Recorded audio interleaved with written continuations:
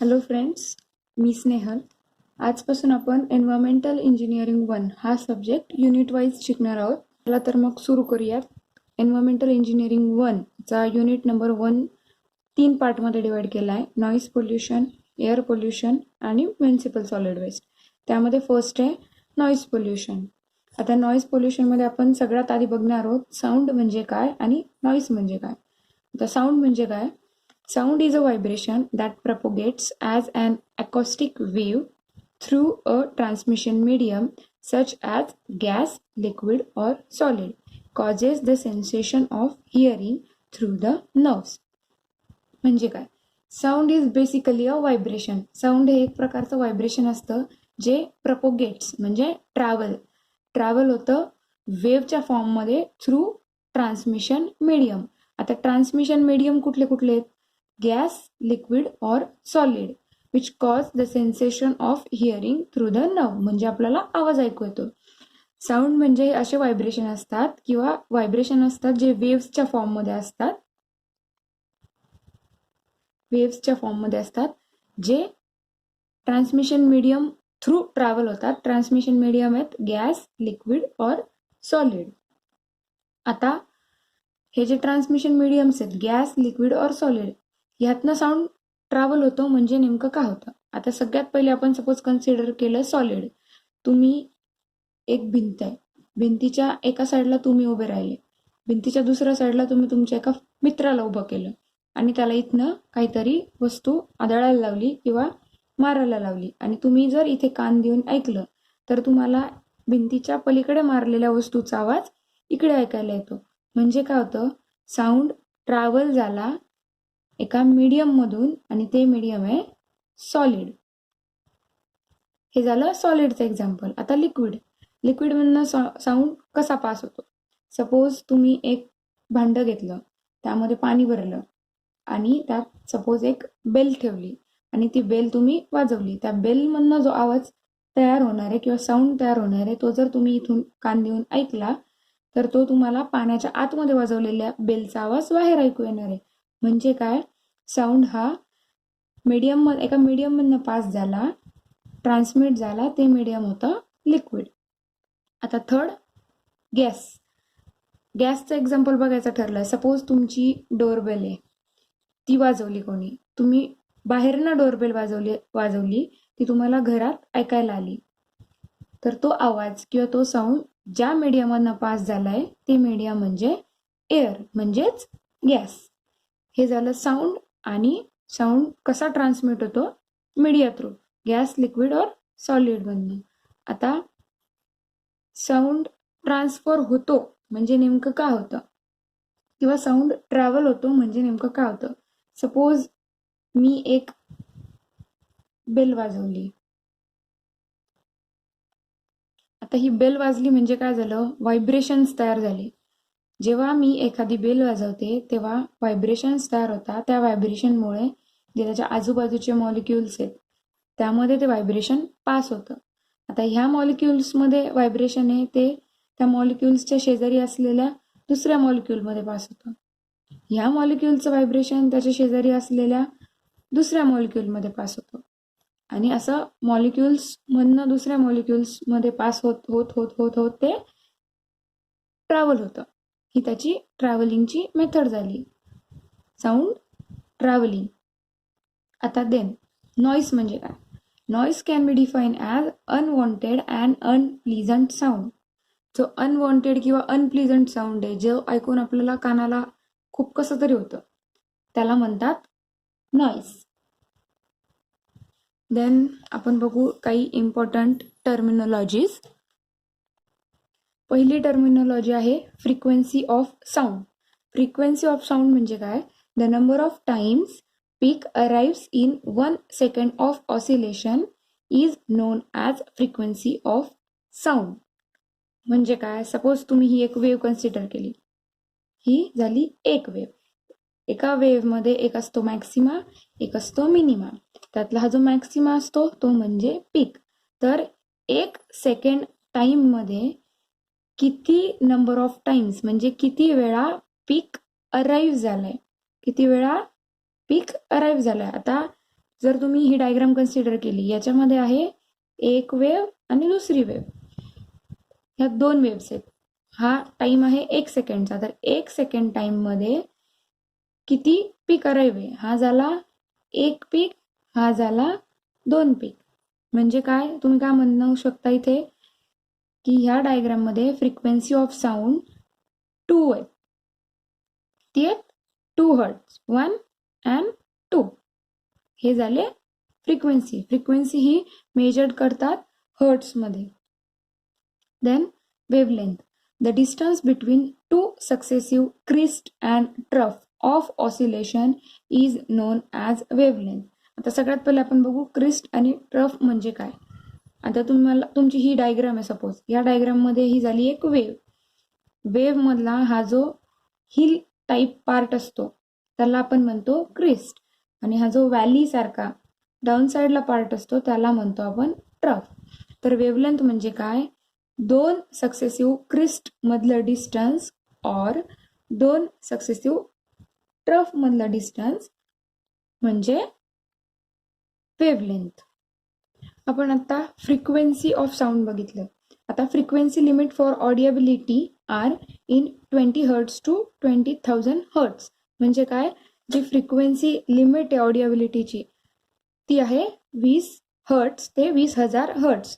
म्हणजे काय, आपल्याला जो काही आवाज ऐकू येतो तो आपण 20 हर्ट्स टू 20,000 हर्ट्स मधला जो आवाज असतो तो आपल्या कानांना ऐकू येतो. जर साऊंड हा लेस दॅन 20 हर्ट्स असेल तर त्याला म्हणतात इन्फ्रासोनिक साऊंड, आणि जर साऊंड हा 20,000 हर्ट्सपेक्षा जास्त असेल तर त्याला म्हणतात अल्ट्रासोनिक साऊंड. आता पुढची इम्पॉर्टंट टर्मिनॉलॉजी आहे ॲम्प्लिट्यूड. ॲम्प्लिट्यूड म्हणजे काय, it can be defined as the loudness or the amount of maximum displacement of vibrating particles of the medium from their mean position when the sound is produce. म्हणजे काय, amplitude is nothing but the height of the wave. ही जी आपली wave आहे, ह्या wave मधली ही जी height आहे त्याला म्हणतात ॲम्प्लिट्यूड. ह्यांनी काय सांगितलंय, the loudness or the amount of maximum displacement of vibrating particle. जे व्हायब्रेटिंग पार्टिकल्स असतात त्यांची जेव्हा मॅक्सिमम डिस्प्लेसमेंट होते of the medium from their mean position, त्यांच्या मिनिमम पोझिशन पासून त्यांची जेव्हा मॅक्सिमम डिस्प्लेसमेंट होते तिला ॲम्प्लिट्यूड म्हणतात. म्हणजे ही height of the wave is called as amplitude. आता ॲम्प्लिट्यूड हाय असेल, ॲम्प्लिट्यूड जेव्हा हाय असेल तेव्हा आपण म्हणतो साऊंड हा लाऊडर आहे, आणि जेव्हा ॲम्प्लिट्यूड हा लो असतो तेव्हा आपण म्हणतो साऊंड हा सॉफ्टर आहे. आता नेक्स्ट टर्मिनॉलॉजी आहे sound pressure. Sound pressure is the local pressure deviation from the ambient atmospheric pressure caused by a sound wave is called as sound pressure. म्हणजे काय, आपण जर सपोज एखादा साऊंड प्रोड्यूस केला, तर तो साऊंड प्रोड्यूस केला म्हणजे काय झालं, एनर्जी प्रोड्यूस झाली. आपण जर एखादा साऊंड प्रोड्यूस केला म्हणजे काय झालं, एनर्जी प्रोड्यूस झाली. एनर्जी प्रोड्यूस झाली तर त्या एनर्जीमुळे काय झालं, प्रेशर डेव्हलप झालं. आपण जर एखादा साऊंड तयार केला किंवा टाळी वाजवली, आवाज केला, तर तो साऊंड प्रेशर झाला म्हणजे काय झालं, एनर्जी डेव्हलप झाली. एनर्जी डेव्हलप झाली म्हणजे काय, एनर्जीमुळे प्रेशर डेव्हलप झाला. आता हा प्रेशर आणि ॲम्बियंट ॲटमॉस्फेरिक प्रेशर ह्या दोघांमधला डिफरन्स म्हणजे साऊंड प्रेशर. काय झालं, आपण एक साऊंड प्रोड्यूस केला, तो साऊंड प्रोड्यूस केला म्हणजे काय झालं, एनर्जी प्रोड्यूस झाली. एनर्जी प्रोड्यूस झाली म्हणजे काय झालं, प्रेशर प्रोड्यूस झालं. आणि हा जो प्रेशर आहे तो आणि ॲम्बियंट ॲटमॉस्फेरिक प्रेशर या दोघांचा डिफरन्स म्हणजे साऊंड प्रेशर. देन नेक्स्ट आहे sound pressure level. Sound pressure हे याचं युनिट जे आहे, हे जे मेजर करतात ते पास्कलमध्ये मेजर करतात. नेक्स्ट आहे sound pressure level. Sound pressure level म्हणजे काय? सपोज आपण एक साऊंड प्रोड्यूस केला, तर त्या साऊंड प्रोड्यूस झालेल्या साऊंडचं प्रेशर आणि आपण जर कम्पेअर केलं एका रेफरन्स व्हॅल्यूच्या प्रेशर सोबत. आपण एक साऊंड प्रोड्यूस केला, त्या प्रोड्यूस केलेल्या साऊंडचा प्रेशर आपण कम्पेअर केला एका रेफरन्स व्हॅल्यूच्या प्रेशर सोबत, याला म्हणतात साऊंड प्रेशर लेवल. आपण एक साऊंड प्रोड्यूस करतोय, त्या प्रोड्यूस केलेल्या साऊंडचा प्रेशर जर आपण कम्पेअर केला रेफरन्स व्हॅल्यूच्या प्रेशर सोबत, तर आपण त्याला म्हणू साऊंड प्रेशर लेवल. आता ही रेफरन्स व्हॅल्यू म्हणजे काय? रेफरन्स व्हॅल्यू म्हणजे आपल्याला जो मिनिमम साऊंड ऐकायला येणार आहे, जो मिनिमम आवाज ऐकायला येणार आहे, तो म्हणजे रेफरन्स व्हॅल्यू. आता साऊंड प्रेशर लेवल कॅल्क्युलेट करण्यासाठी एक फॉर्म्युला आपण यूज करतो. साऊंड प्रेशर लेवल आपण हे नेहमी डेसिबलमध्ये मेजर करतो. साऊंड प्रेशर लेवलचा फॉर्म्युला काय आहे? 10 log to the base 10 p square divided by p not square. आता आपण इथे बघितलं, आपण जो साऊंड तयार केला आहे त्याचा जो प्रेशर आहे म्हणजे काय? p square. कम्पेअर करतोय आपण रेफरन्स व्हॅल्यूच्या प्रेशर सोबत म्हणजे p नॉट स्क्वेअर. p0 म्हणजे p नॉट म्हणजे reference sound pressure level, p not reference sound pressure level, p sound pressure in pascal आणि SPL म्हणजे sound pressure level. Sound pressure level म्हणजे काय? आपण जर एखादा साऊंड प्रोड्यूस केला तर त्या साऊंडचा प्रेशर आपण कम्पेअर केला एका रेफरन्स व्हॅल्यूच्या प्रेशर सोबत, तर ते जे कम्पॅरिझन असेल ते म्हणजे sound pressure level. Next terminology आहे threshold of hearing. The sound pressure level at which sound from the source become audible is called as threshold of hearing. म्हणजे काय? Sound pressure level at which sound from the source becomes audible. म्हणजे जो source आहे, जिथनं sound तयार होत आहे, तिथनं sound तयार झाल्यानंतर आपल्याला जेव्हा ऐकू येतो, आपल्याला ऐकायला येतो, ते म्हणजे थ्रेशोल्ड ऑफ हिअरिंग. ज्या पॉईंटपासून आपण साऊंड ऐकू शकतो. आता threshold of hearing he 0 decibel असते, और 2 × 10⁻⁵ पास्कल और न्यूटन पर मीटर स्क्वेअर असते, और 2 × 10⁻⁴ मायक्रोबार असते. 2 × 10⁴ मायक्रोबार ही व्हॅल्यू लक्षात ठेवा, ही आपण न्यूमरिकल्समध्ये यूज करणार आहोत.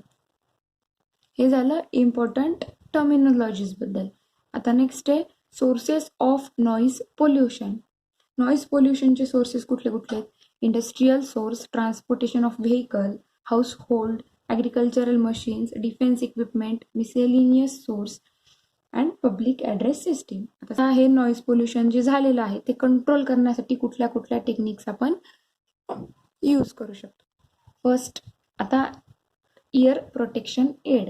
आता नॉईज ऑलरेडी क्रिएट होतोय, त्यापासनं तात्पुरतं त्या काळात आपण काय सेफ्टी मेजर्स घेऊ शकतो? तर इयर प्रोटेक्शन एड्स आपण वापरू शकतो.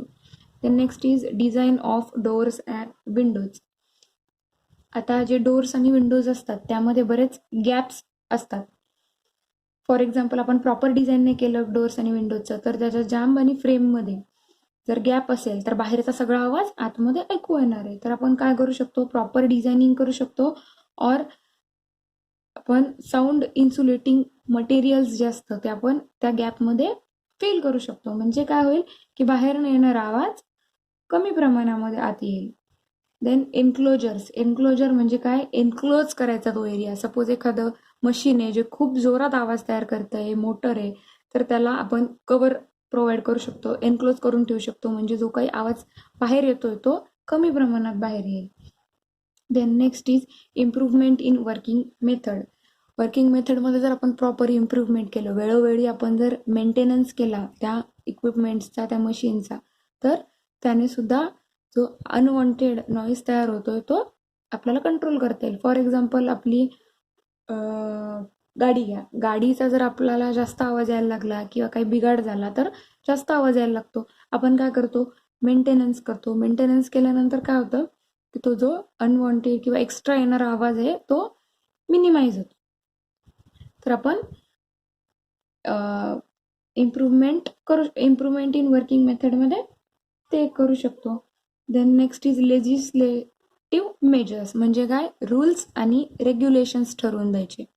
रूल्स आणि रेग्युलेशन्स ठरवून द्यायचे म्हणजे काय करायचं, आता गव्हर्नमेंटने ऑलरेडी रूल बनवलेले आहेत की रात्री इतक्या इतक्या टाईमच्या पुढे आपण लाऊडस्पीकर नाही वाजवू शकत. मग असे जर आपण रूल्स आणि रेग्युलेशन्स ठरवून दिले तरी सुद्धा आपण आवाज कंट्रोल करू शकतो. Then tree plantation. Tree plantation is a most important आणि इकॉनॉमिकल वे आहे नॉईज पोल्युशन कंट्रोल करायचा. तो कसा, आपण जर आपल्या घराच्या आजूबाजूला जास्तीत जास्त ट्री प्लांट केले तर तो जो काही आवाज घरात आपल्याला ऐकू येणार आहे, एक नॉईस ऐकू येणार आहे, तो ॲब्झॉर्ब होतो त्या प्लांट्समध्ये. प्लांट्स 8 to 10 डेसिबल पर्यंतचा आवाज ॲब्झॉर्ब करून घेतो. त्यामुळे काय होतं की जो मोठ्या प्रमाणात येणारा आवाज होता तो कमी प्रमाणात आपल्याला ऐकू येईल. Then town planning. Proper town planning जर आपण केलं तर आपण खूप मोठ्या प्रमाणात नॉईज पोल्युशन कंट्रोल करू शकतो. आता टाउन प्लॅनिंग करणं म्हणजे नेमकं काय करायचं, त्यामध्ये residential zone, silent zone, industrial zone, commercial zone separate करायचं. इंडस्ट्रीयल झोन, रेसिडेन्शियल झोन लांब असले, इंडस्ट्रीयल झोन, कमर्शियल झोन लांब असले तर डिस्टर्बन्स नाही होणार तयार आणि त्या नॉईज पोल्युशनचा त्रास नाही होणार. The next is use of silencers or filters. Use of silencers or filters म्हणजे काय करायचं, सायलेन्सर्स यूज करायचे, फिल्टर्स यूज करायचे, ज्यामुळे साऊंड मिनिमम आपल्याला जो नॉईस आहे तो ऐकायला येईल. आता गन्स, फॉर एक्झाम्पल आपण गन कन्सिडर केली, गन्सला सुद्धा सायलेन्सर असतात कारण त्याचा आवाज कमी प्रमाणात ऐकू येतो, म्हणजे जास्त मोठ्या प्रमाणात कळत नाही आपल्याला आवाज त्याचा. तसं आपण सायलेन्सर्स, फिल्टर्स यूज करू शकतो. Then vibration damping. Vibration damping म्हणजे काय, सपोज एखादं मशीन आपण सरफेसवरती ठेवलं, जमिनीवर ठेवलं तर त्याचे ते व्हायब्रेशन जमिनीला आदळून आणखी जोरात ऐकायला येतात आणि ते ट्रॅव्हल सुद्धा होतात आणि मोठ्या प्रमाणात आवाज ऐकू येतो. जर आपण ते जे इक्विपमेंट्स किंवा मशीन्स आहेत ते जर रबर पॅडवर ठेवले तर तो आवाज रबर पॅड ॲब्झॉर्ब करून घेतात आणि आपल्याला नॉईज पोल्युशन त्यामुळे कंट्रोल करता येतं. द नेक्स्ट पार्ट आहे effect of noise pollution. Noise पोल्युशनचे इफेक्ट्स काय होतात. Uncomfortable living condition. जर आपल्या आजूबाजूला सतत खूप जोरात आवाज ऐकू येत असला, सतत नॉईस असला, गोंधळ असला, गडबडाट असला तर आपल्याला अनकम्फर्टेबल होतं, आपल्याला इरिटेट व्हायला लागतं, आपल्याला काही सुचत नाही. तर नॉईज पोल्युशनचा हा एक इफेक्ट आहे. सेकंड आहे effect on blood pressure. Blood प्रेशरवरती नॉईज पोल्युशनचा मोठा इफेक्ट येतो. टेम्पररी डिफनेस आपल्याला येतो, म्हणजे बहिरेपणा येतो, नर्व्स ब्रेकडाऊन होऊ शकतात, हाय ब्लड प्रेशरचा प्रॉब्लेम येऊ शकतो, मेमरी लॉस होऊ शकते. Also it leads to fatigue. म्हणजे काय, टायर्डनेस येऊ शकतो किंवा असं लॅक ऑफ एनर्जी सारखं वाटू शकतं. हाय स्ट्रेस लेवल, आपला स्ट्रेस हाय होऊ शकतो, स्लीप लॉस होऊ शकतो, पॅनिक अटॅक येऊ शकतो किंवा सिव्हिअर डिप्रेशन सुद्धा येऊ शकतं. Damage the nervous system of ॲनिमल्समध्ये जसं ह्युमनमध्ये प्रॉब्लेम्स आहेत, इफेक्ट्स होतात, तसे ॲनिमल्सला सुद्धा होतात. ॲनिमल्समध्ये डॅमेज होऊ शकतं नर्वस सिस्टीम ॲनिमल्सचे. त्यानंतर animal loses the control of its mind. तर त्यांच्या माइंडचा कंट्रोल जो आहे तो लूज करतात. हे सगळे झाले इफेक्ट्स ऑफ नॉईज पोल्युशन. आता आपण बघणार आहोत permissible noise level. Ambient air standard आहेत काही नॉईजचे, परमिसिबल लेवल्स आहेत की ह्या एरियामध्ये इतकाच नॉईज आला पाहिजे, ह्याच्यावरती नाही गेला पाहिजे, जे आपण लेजिस्लेटिव्ह रूल्स म्हणू शकतो. आता एरिया कोड हे ABCD मध्ये डिवाइड केले गेले आहेत. सेकंड कॉलम आहे कॅटेगरी ऑफ एरिया किंवा झोन आणि थर्ड कॉलम आहे लिमिट्स इन डेसिबल. आता डे आणि नाईटसाठी वेगवेगळे लिमिट आहेत. फर्स्ट आहे इंडस्ट्रियल एरिया. इंडस्ट्रियल एरियामध्ये डेला 75 डेसिबल पर्यंत आवाज अलाऊ आहे आणि नाईटला 70 डेसिबल पर्यंत. कमर्शियल एरियामध्ये डे टाइमला 65 डेसिबल आणि नाईट टाइमला 55 डेसिबल. रेसिडेन्शियल एरियामध्ये डे टाइमला 55 डेसिबल, नाईट टाइमला 45 डेसिबल आणि सायलेन्स झोनमध्ये डे टाइमला 50 डेसिबल आणि नाईट टाइमला 40 डेसिबल. हे झालं परमिसिबल लिमिट. आज आपण बघितलं नॉईज पोल्युशन